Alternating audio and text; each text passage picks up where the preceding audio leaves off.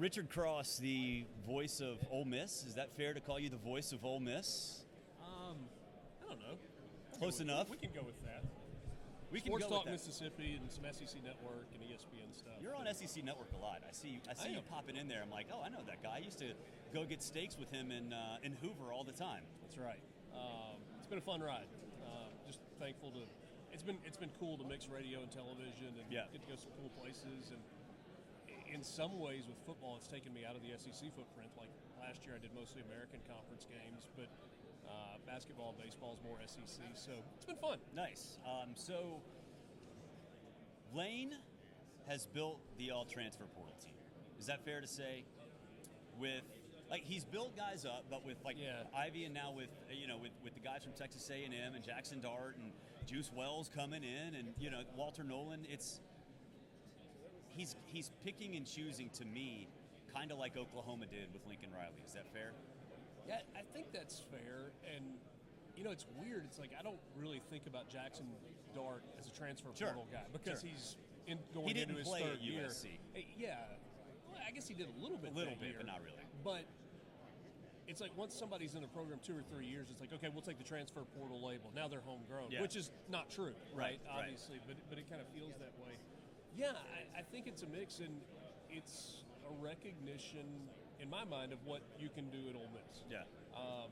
I don't think Ole Miss is ever going to be a place, where they're going to load up with nothing but 4- and 5-star kids out of high school. Sure. But the transfer portal has given them the ability to build a roster that, on the back end, looks a lot more like a roster for LSU, Auburn, Georgia, Alabama, whoever you want to look. The overall roster ends up looking more like those, and I think this is probably the best not probably, it's by far the best roster that he's had top to bottom. So you look at these Heisman Trophy odds, and dang, it is bright. We can do sunglasses if you want. It's ridiculous. Well, I have no hair, so that's the problem. I mean, look, it's like shining off your hair. Very shiny. So Jaxson Dart, you look at all these Heisman odds, he's behind Quinn and behind Carson and Dylan Gabriel, which I think is ridiculous. But kind of jumped this week, yeah. He did. So is that possible? I mean, possible in the sense that what does it take to be a Heisman Trophy quarterback? I mean, in a lot of ways, it's the quarterback on the best team in college football. It's not exclusively that, but that's a lot of what it is. So is Ole Miss going to win enough?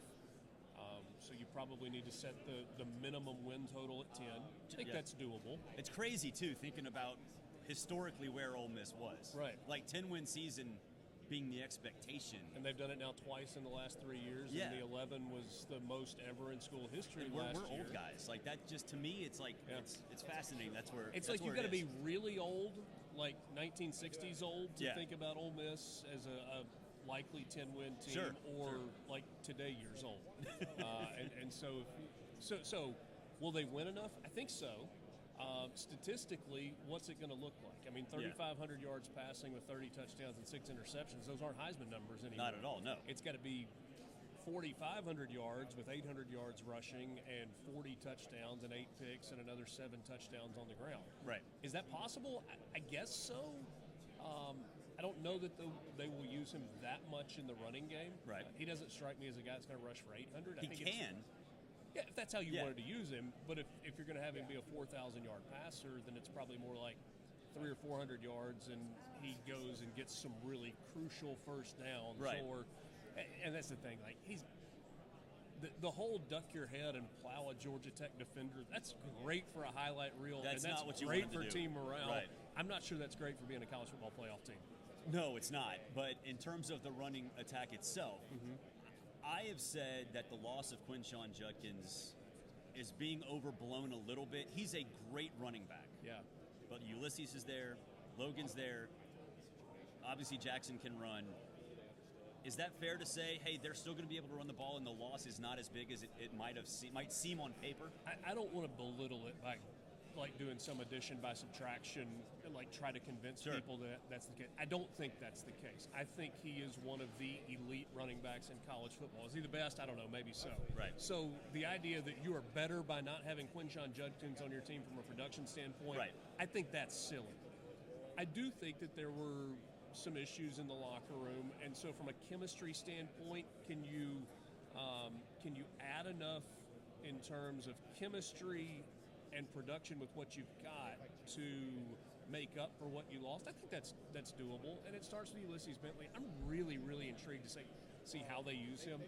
I don't think he's a 25 carries a game guy, but can he be 14 carries a game? 20 touches total overall? I think that's reasonable, and there's great explosive ability. You got to keep him healthy. I mean, obviously his best season was his freshman year at SMU. Right. But he was important for Ole Miss a year ago. And then the Amos kid that comes in from Miami, Ohio, is a 1,000-yard rusher.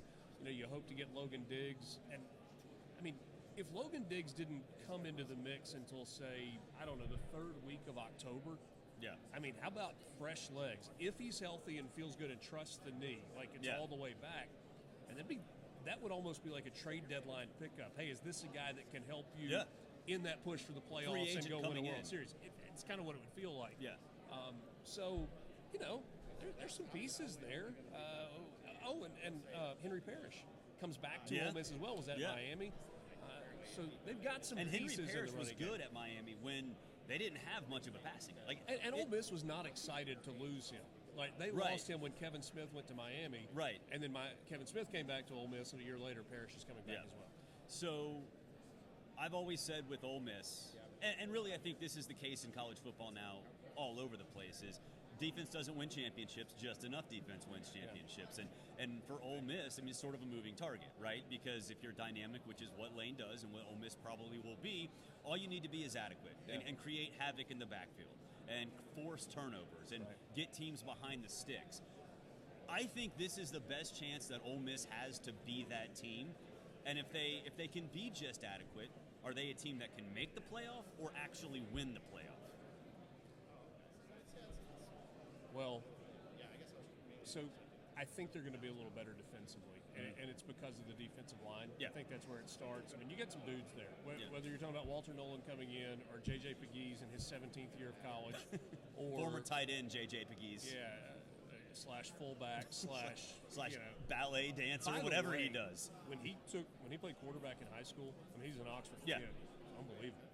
I mean, his athletic ability is just off the charts. Yeah, he was special in high school. And I remember at Auburn, he caught a little pass out in the flat as a tight end, and then juked some dude and spin move on the other, hit the circle. But that's like create a player on a video game. Yeah. So him and then Jared Ivey, who's here this week. I mean, I think there's some really good pieces on the defensive line. I think, like, middle of the defensive secondary, and at least at one corner, they're really good. Yeah. I think they're kind of a question mark at the other corner spot. So I actually think they're going to be better defensively than they were a year ago, and they were adequate last year. The second part of the question, in the playoff or win the playoff, I think this is a team that is good enough to win a game or maybe a couple of games in the playoff. And then after that, I don't even know how you predict that. Like, catch a couple breaks. Even if you're talking about Georgia, right? So you're going to need a couple of breaks. Yep. You're going to need to be healthy. You're going to be needing matchups. You're going to need to be playing your best ball of the year. A favorable matchup. Yep. Yeah. I mean, so I think there's a lot that goes into it. But yes, I think it's funny how the dynamic has changed, right? Forever it's been, can you get to Atlanta and be the SEC champion? Yeah. And there are people that are still asking that question, like, what? Hey, can Ole Miss win an SEC championship? I don't know. And I'm sure that's on a goal sheet somewhere. Right. But the goal is now to be part of the 12-team playoff. Yeah. And I might argue that you'd rather be the 5 or 6 seed than one of the top 4 seeds. Be the number 3 team in the SEC. Because, man, these on-campus playoff games are going to be so amazing. Yes, they are. And have you finally come around? I know you were like, well, then you're still an idiot. Well, hold on. Still an idiot. I never stopped being an idiot. And that has nothing to do with college football, just in general. Yeah, but I don't understand your take, and I appreciate that you've stuck with it, that less is better when we're talking about, I know you say we don't need to dumb it down and all that good stuff. Like, that's fine, but, man, to me, the only thing better than a 12-team playoff might be a 16-team playoff. Oh, God. And look, I think 12 is a really good number.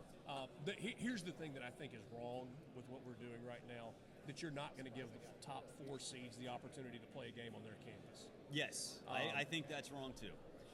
I also think that automatic bids are wrong, but that there's no way you can avoid automatic bids. Like if Liberty makes the playoff as a 12 seed this year, they're really the 12th best team in college football. The answer is no. And you know what?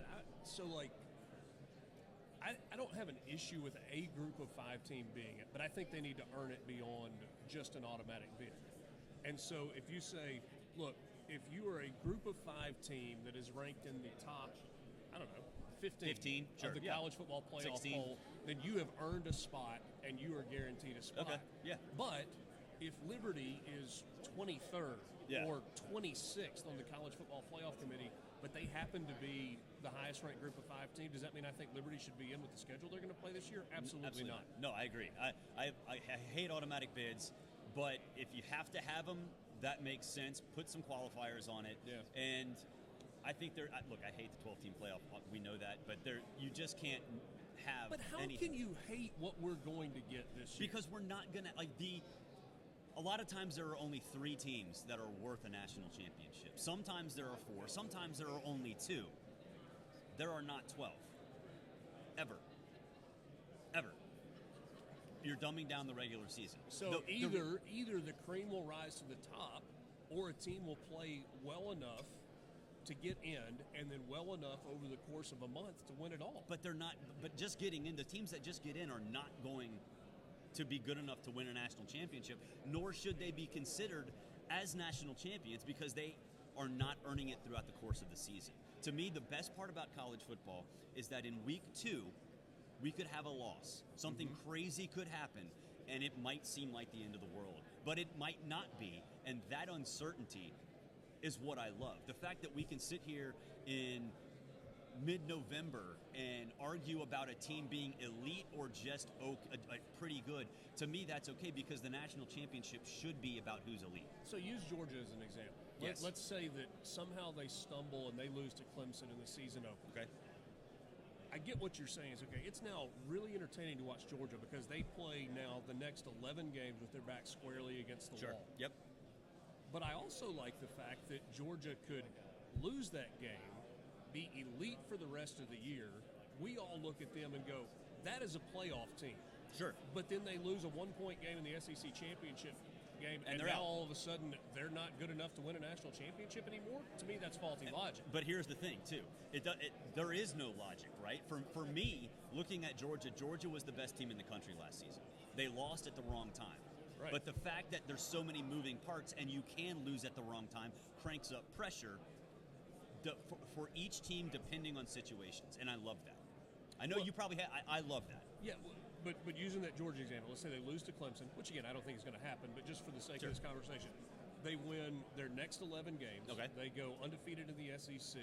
They play in the SEC championship game against, I don't know, whoever. Right. Say Texas. Okay. And let's say Texas kicks a field goal as time expires. Okay. Now I'm supposed to believe all of a sudden that Georgia shouldn't have a chance to play for a national Don't title. lose. I don't. Well, I understand what you're saying. So what's the punishment? Well, they've now got a harder road to win a title. They're going to have to go on the road as either a 10, 11, 12, or whatever the number is, 9, 10, 11, 12 seed. Sure. They're going to have to win a road game. They're going to have to go on the road the next week and win at a neutral site, and then again the week after that, and then another the national championship game. It's a more difficult road. So if they are good enough to say, you know what, that Georgia team deserves to be in the playoff, okay, but their road should be harder because they got 2 black marks on their resume. Correct. But then they win 4 games in that scenario. They deserve to be national champions in my mind. But don't lose. Don't lose. Fine, but it's hard to win all the time. It is, and that's the problem. Because it's hard to win all the time, you should reward those teams that do in the sense that they should not have to deal with a Georgia team like that. Does that make sense? Yeah, but are all resumes created equal? I mean, last year Georgia's schedule was a joke. This year Georgia might have the most difficult schedule. All schedules are not football. created equal, which means that you can't judge because. So a 2-loss Georgia who loses to Clemson, and let's say they finish in the top 5, and they're a playoff team, and they lose to Texas that went undefeated and ends up being the number 1 overall seed. So they are in that scenario 11-2. Okay. What's the rest of the landscape though? Are we talking about an undefeated Ohio State team or Oregon or whatever? Are we going to talk about a Florida State team that runs the table or Miami or whoever? It would depend on the landscape. And that's what I love about it is that there are no defined parameters. Yeah. But well, I'm stupid. It wouldn't be an undefeated Texas team because that also would mean that Texas would have to beat Georgia twice. Right. Well, no, that would mean that in that scenario, theoretically, that Georgia had beaten Texas on the road. Okay. They had beaten Ole Miss on the road. Sure. Yeah. Anyway, I know we're going in circles with a hypothetical, and we're just not going to agree on this. But to me, the one argument that I hate about the college football playoff is that it makes the regular season less significant. And I've probably heard you probably made that argument. Yes. Here's the thing. I would say it makes a handful of games less significant, but it takes another 50 games and makes them more significant and makes them matter. But what we're talking about are bids and buys, right? You're talking about bids and buys being what's important down the stretch, and those games being important. Yeah. I like that every game's important because we don't know every what game's not important. But we don't know which games are or which games aren't. And that to me is the way that college football differentiates itself, is that we can sit here and look at any possible game, and it can be the most meaningful game of the season, and we treat it that way, which to me is. But most people don't. Well, that's their problem. Well, they should. But I mean, let's say you've got 9-1 Wisconsin playing 9-1 Iowa. Hell yeah. In the past, what were we talking about? Like the bid for the Citrus Bowl? No, a 9-1 team in the Big Ten would be in the playoff mix. Maybe whatever. Can you imagine 9-1 Iowa with that offense? Remember when they were in the? Is that a foreign concept? Remember when they were in the Big Ten championship game undefeated? Mm-hmm. I do. That was wild. Anyway, so do you think Ole Miss is a playoff team? Yeah, I think they're capable of winning it too. The whole thing. I think they're one of the few teams. I think it's Georgia, Ohio State, Oregon, maybe. Texas, Ole Miss, Alabama. No. Well, Alabama's wait and see. There's no blueprint for replacing the best of all time, right? So for Alabama, it's like, okay, yeah, maybe, but we have to see what they are because we have no idea what they are. Alabama lost a lot off of that team. Not just Nick Saban. They lost a lot off of that team. Obviously, it's a really talented roster. They don't have a running back that has been proven. Jam Miller's been okay, but Justice Haynes, we have to see. They don't have their best wide receiver. They've got a young wide receiving core. You look at that team, and it's like, damn, Kalen DeBoer inherited not necessarily a mess, but certainly a mess by Alabama standards. But okay, so even with those teams you named, I think it was 6. And then maybe you say, well, maybe Florida State, maybe Clemson, whether you believe. That's still a bigger number of teams that we think legitimately has a chance to win a national championship than we've had in recent years. And this is the exception. That's why. Or is this the new rule? Well, that's a good point. We'll see. We don't know. And that's the beauty of it, because you go back to the... But you want to fight against growing the game. Here's the thing. Because you're an elitist. I am an elitist. But here's the thing, too.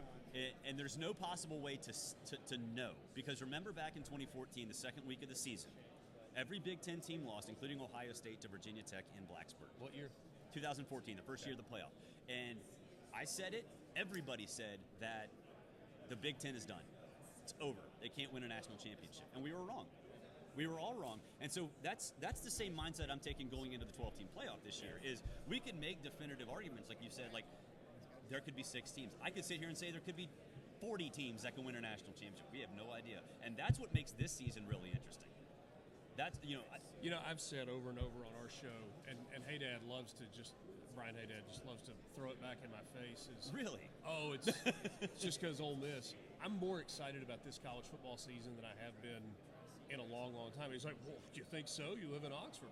Yes. It's not necessarily that. Yeah. That factors into it, but I'm so fired up to watch 4 playoff games on campuses in December. Like, do you know how good that's going to be? Can you imagine Ohio State if it's in Ohio State? Well, or look, Oregon in the rain. Think about that. So just I know I'm saying stuff that I hate. No, I get that. But I mean, think about if Ole Miss were to host a playoff. Let's say they're the 6th seed.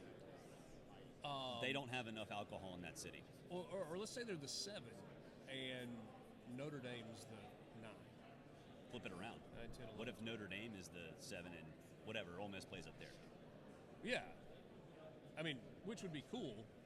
But Oxford. But I'm thinking about it from the standpoint of, can you imagine Ole Miss hosting a December playoff game with Notre Dame or Michigan? It would be very cool. Florida State It's or going to be whomever, very cool. Clemson rolling in. Here's where I am. What you don't want is hosting Alabama in a playoff That is game. true. Because, like, I've seen that 1,000 times. Yes.